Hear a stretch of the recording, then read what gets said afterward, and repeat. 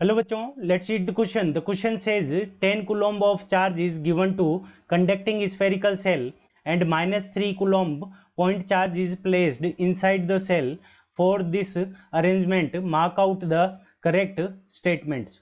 Option A, the charge on the inner surface of the cell will be plus 3 coulomb and it can be distributed uniformly or non-uniformly.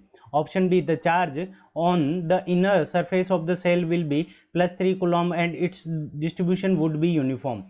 Option C given है, the net charge on the outer surface of the cell will be plus 7 coulomb and its distribution can be uniform or non-uniform. And option D given है, the net charge on the outer surface of the cell be plus 7 coulomb, its distribution would be uniform. ठीक है बच्चों. So इस question के अंदर हमें क्या दे रखा है कि हमें एक कंडक्टिंग स्फेरिकल सेल गिवन है.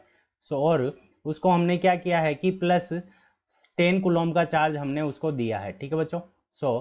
यहाँ पे इस क्वेश्चन को करने के लिए हमारा जो की कंसेप्ट हो जाएगा, तो हम इसके अंदर जो की कंसेप्ट यूज करेंगे वो क्या करेंगे, इंडक्शन का की कंसेप्ट यूज करेंगे. ठीक है बच्चों.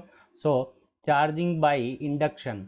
इंडक्शन चार्जिंग के अंदर क्या होता है कि हमारा कोई कॉन्टैक्ट नहीं होता है. ठीक है बच्चों.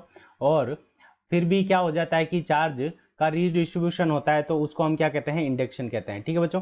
अब देखो हमें क्या गिवन है कि जो 3 कूलॉम का चार्ज है वो इनसाइड द सेल है. यानी ये कहाँ पे हो सकता है, सेंटर के ऊपर भी हो सकता है, यहाँ पे भी हो सकता है, यहाँ पे भी हो सकता है. ठीक है बच्चों. तो यहाँ पे ये -3 कूलॉम का चार्ज है. ठीक है बच्चों. तो बाई इंडक्शन क्या होगा कि इसके इनर सरफेस के ऊपर प्लस 3 कूलॉम का चार्ज आ जाएगा. ठीक है बच्चों. अगर ये यहाँ पे ए पोजीशन के ऊपर है, सपोज करते हैं हम ए पोजीशन के ऊपर है, तो यहाँ पे जो ऊपर सरफेस के अपर सरफेस के ऊपर जो चार्ज आएगा वो क्या होगा, ज़्यादा होगा, और लोअर सरफेस के ऊपर जो चार्ज होगा वो क्या होगा, कम होगा. तो यहाँ पे अगर हमने ए पॉइंट के ऊपर यहाँ पे रखा है हमारा नेगेटिव चार्ज, तो यहाँ पे जो हमारी चार्ज डेंसिटी होगी वो क्या होगी, लेस चार्ज होगा. लेस चार्ज होगा तो यहाँ पे लेस चार्ज डेंसिटी हो जाएगी, और ऊपर की तरफ जो हमारा चार्ज होगा चार्ज डेंसिटी ज़्यादा होगी, और बाहर की तरफ जो हमारा चार्ज होगा वो हमारा क्या हो जाएगा, 7 + 3. तो यहाँ पे हमारे पास में कितना हो जाएगा, टोटल कूलॉम 10 कूलॉम चार्ज है, तो यहाँ पे 3 और यहाँ पे ये 7. 7 कूलॉम का चार्ज हमारा यहाँ पे हो जाएगा. ठीक है बच्चों. अब देखो हमें क्या दे रखा है कि इनसाइड द सेल है, यानी कहीं पे भी हो सकता है, इस ए पॉइंट पे भी हो सकता है, इस बी पॉइंट के ऊपर भी हो सकता है. ठीक है बच्चों. और बी पॉइंट पे होगा तो यहाँ पे चार्ज डेंसिटी ज़्यादा हो जाएगी और ऊपर की तरफ चार्ज डेंसिटी कम हो जाएगी. अगर सेंटर के अंदर होता तो यूनिफॉर्म चार्ज डेंसिटी होती. ठीक है बच्चों. तो इसका मतलब क्या हो गया कि यहाँ पे चार्ज क्या हो सकता है, यूनिफॉर्मली भी हो सकता है और नॉन यूनिफॉर्मली भी हो सकता है. ऑप्शन ए हमारा क्या हो गया, करेक्ट हो गया. ऑप्शन बी के अंदर क्या दे रखा है कि यूनिफॉर्मली डिस्ट्रीब्यूटेड. तो यूनिफॉर्मली डिस्ट्रीब्यूटेड कब होता, जब हमारा चार्ज कहाँ पे होता, सेंटर के ऊपर होता. ठीक है बच्चों. अगर हमारा जो ये -3 कूलॉम चार्ज है अगर ये सेंटर के ऊपर होता तो उस कंडीशन के अंदर यूनिफॉर्मली चार्ज होता. तो ऑप्शन बी क्या हो गया, इनकरेक्ट हो गया.